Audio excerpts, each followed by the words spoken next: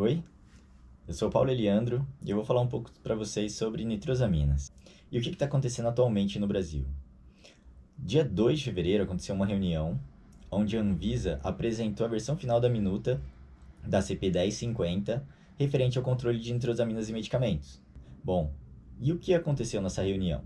Nessa reunião, a Anvisa fez uma apresentação discutindo todas as contribuições que o setor regulado fez. E eu vou fazer uma série de vídeos apresentando cada uma delas. Entretanto, a mais importante atualmente é em relação ao período de transição. A proposta inicial da Anvisa era conceder 3 meses de período de transição. O setor regulado fez uma proposta de 9 meses para os produtos registrados, considerando que o guia precisaria de 6 meses para um período de revisão, mas o guia já foi publicado. A Anvisa não aceitou essa contribuição. Por quê?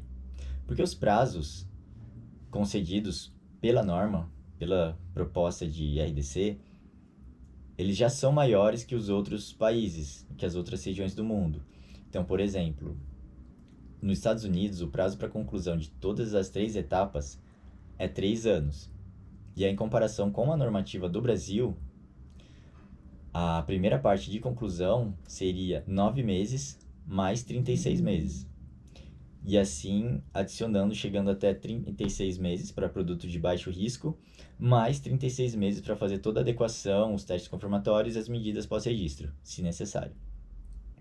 Então, esse tempo maior fez a Anvisa não aceitar, o que realmente faz sentido, porque a gente já teve um prazo, a gente já é uma discussão que vem sendo trabalhada. Entretanto, existem alguns outros pontos que precisam ser considerados. Por exemplo, quando a gente fala de nitrosaminas, a avaliação de nitrosaminas é um pouco diferente em relação às outras impurezas. Por quê? Porque ela é formada por sub-reações, não necessariamente na rota de síntese principal ou num produto de degradação principal de um IFA. Então ela pode vir de várias maneiras, pode vir de contaminação cruzada, pode vir do material de partida que o fabricante do IFA usa, pode ser formada por uma reação paralela que acontece no processo de fabricação do IFA, pode vir da degradação do IFA, pode vir da incompatibilidade entre IFA e recipiente, pode ser formada pela degradação de recipientes também, é uma possibilidade. Então, é um estudo bem complexo e considerando isso, e o expertise que você precisa para poder fazer isso, então o ideal que seria a montagem de uma equipe multidisciplinar com os expertises necessários para poder fazer essa avaliação da forma mais robusta possível. E isso demanda tempo. Demanda tempo para a montagem da equipe, para a construção dos fluxogramas, para a implementação dos fluxogramas e ainda para a realização das avaliações. Então, por exemplo, às vezes, para algumas empresas que não se adiantaram, 3 meses pode ser um período curto para poder fazer todo esse preparo para fazer uma análise, né? Então, existe essa preocupação, porque é uma análise complexa e ela vai demorar cerca de 1 mês para ser realizada. Então, como que uma empresa que não está com a equipe toda preparada conseguiria atender isso em 3 meses? Ah, mas aí a gente pode pensar, tem mais 9 meses para o primeiro prazo de avaliação, né, que seriam de risco muito alto.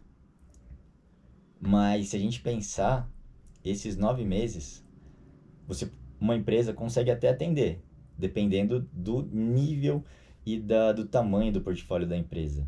Então, tem várias empresas que têm um número gigantesco de produtos de alto risco e que nesse prazo é muito difícil absorver toda essa demanda. Então é necessária uma discussão a mais sobre esse prazo, porque é uma avaliação complexa e precisa de tempo para ser feita adequadamente. Não adianta ser feita na correria. Outro ponto muito importante em relação ao período de transitoriedade é em relação aos novos registros e pós-registros. Por quê? Com o período de transição de 3 meses, as empresas que estão com projetos novos para submissão ou pós-registros próximos à submissão nesse período de transição e não fizeram essa avaliação de risco, vão ter todo o seu cronograma atrasado, o que pode inviabilizar várias coisas por conta dessa necessidade. Por exemplo, ela não vai ter o time formado dentro do desenvolvimento da empresa. Então, ela vai ter que terceirizar isso. Terceirizando, tem todo o processo de qualidade para a qualificação do prestador de serviço, o cadastro, aí tem toda a parte financeira de orçamento e contratos. Esse tempo geralmente demora uns 3 meses para ser realizado.